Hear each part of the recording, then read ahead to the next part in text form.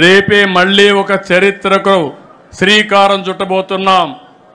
Zero poverty, P4 మార్గదర్శి, బంగారు కుటుంబం. నా ఆలోచన ఒకటి, సంపద కొంతమంది చేతుల్లో ఉండడం కాదు.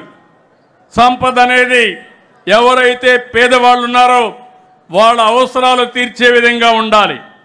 ఓసారి మనకు అదృష్టం కలిసి వస్తుంది. ఇక్కడే మా చంద్రశేఖర్ ఉన్నాడు, NRI. ఒక ఎగ్జాంపుల్ అది. మన పాలసీల వల్ల చంద్రశేఖర్ బాగుపడ్డాడు, అమెరికాకి వెళ్ళాడు,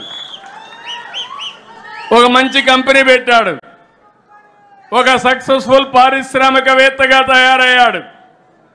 ఈరోజు నేను కూడా గర్వపడుతున్న తెలుగువాడుగా అమెరికాకి వెళ్ళి ఈరోజు సక్సెస్ఫుల్గా తిరిగి వచ్చి మళ్ళా ప్రజాసేవకు ఎంపీ అయ్యాడు. ఎంపీ అవుతానే అదృష్టం కలిసి వచ్చి కేంద్రంలో మంత్రి కూడా అయ్యాడు. ఇప్పుడే అనిత గారు చెప్పారు, ఒక్క అడుగు ముందేస్తే ఓసారి 3-4 అడుగులు కలిసి వస్తాయి.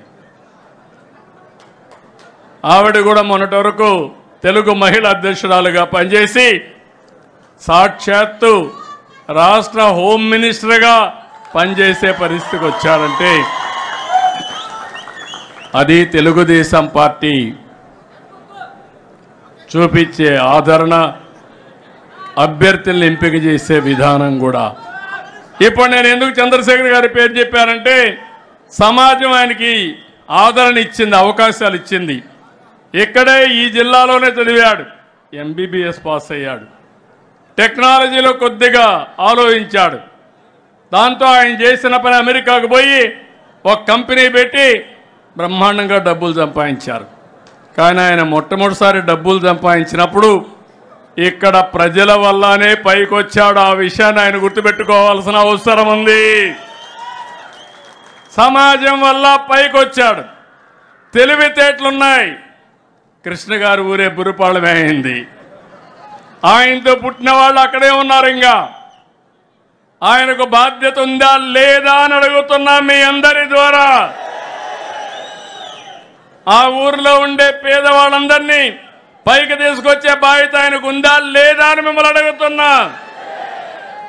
అదే నా విధానం, అదే మార్గదర్శి బంగారు కుటుంబం, జీరో పావర్టీ, P4 విధానం. P3 అనేది మీరు గుర్తుపెట్టుకోవాలి. పబ్లిక్ ప్రైవేట్ పార్ట్నర్షిప్తో రోడ్లు వేసాం, ఎయిర్పోర్ట్లు కట్టాం, టెలికమ్యూనికేషన్ తెచ్చాం. కొంతమంది కోటీశ్వరులు అయ్యారు, మనకు కూడా వస్తువులు వచ్చాయి, రోడ్డు వచ్చింది, ఎక్కడ ఆగే పని లేకుండా బ్రహ్మాండంగా వెళ్ళిపోతున్నాం. ఇప్పుడైతే టోల్ కూడా కలెక్ట్ చేసే పని లేదు, నేరుగా బిల్లు మీకు నేరుగా ఇంటికి వస్తుంది, మీ ఫోన్కి వచ్చేసే పరిస్థితికి వచ్చింది. అలాంటి సమయంలో ఈ పేదవాళ్ళని బాగు చేసే బాధ్యత మన పైన ఉంది. అందుకే 20 లక్షల మందిని ఎంపిక చేశాం. పారిశ్రామికవేత్తలకు పిలిపిస్తున్నాను, సమాజంలో పైకొచ్చిన వ్యక్తులకు పిలిపిస్తున్నాను. ఇది మీ బాధ్యతగా తీసుకోండి. నేను చేయాల్సిన పని నేను చేస్తాను. మేము ఆ రోజు పబ్లిక్ పాలసీలు తీసుకొస్తే మీరు పైకి వచ్చారు.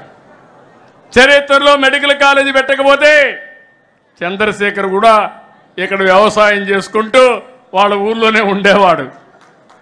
ఆ రోజు ప్రభుత్వ విధానం వల్ల ఆయన బెనిఫిషరీ. ఆయన బాధ్యత తిరిగి సమాజానికి ఇవ్వాల్సిన బాధ్యత ఆయన పైన కూడా ఉంది.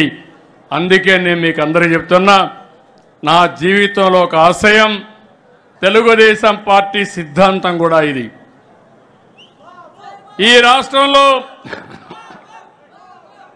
ఒకప్పుడు మీరు చూస్తే సంపద సృష్టించడానికి P3 తీసుకొచ్చాం, పేదవాళ్ళని ఉద్ధరించడానికి మనతో సమానంగా పైకి తీసుకొచ్చి మొట్టమొదటిగా జీరో పావర్టీ, తర్వాత బెటర్ లివింగ్ స్టాండర్డ్స్, తర్వాత బెస్ట్ లివింగ్ స్టాండర్డ్స్ అందరికీ ఇవ్వాలని నా అభిమతం. మనుషుల్ని ఒక ఆస్తిగా పరిగణించి అలాంటి మనుషుల్లో కానీ మార్పు తీసుకొచ్చి ఆ మనుషులకు కానీ మనం హ్యాండ్ హోల్డింగ్ ఇస్తే అందరూ బాగుపడే అవకాశం ఉంటుంది. నేను అందుకే తెలుగుదేశం పార్టీ 44వ ఆవిర్భావ దినోత్సవంగా పిలిపిస్తున్నా.